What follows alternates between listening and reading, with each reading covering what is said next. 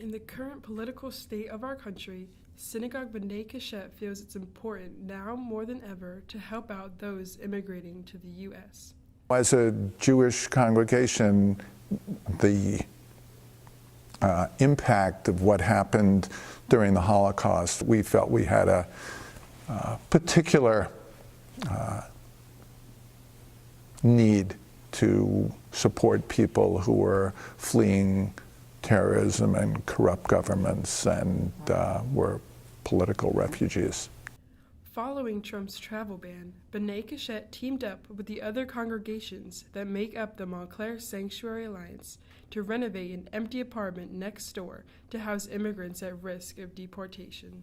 That sort of got people thinking about a space that we have on this site. There's a building next door, and we thought that we could put that into service for a community that was under attack and under stress.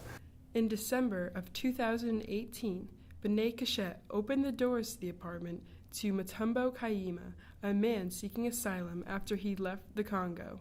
He was granted asylum. I met him in Newark on Christmas Day, brought him out here. 2 other members of the congregation picked him up here at 5 o'clock Christmas night, drove out to Kennedy Airport, and they picked up his wife and son, who he hadn't seen for 3 years. From the moment this family settled in their new home, the outpour of support from the surrounding communities was overwhelming.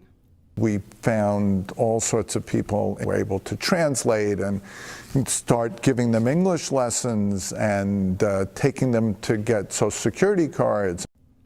For the community of B'nai Keshet, the issue of immigration will always hit close to home.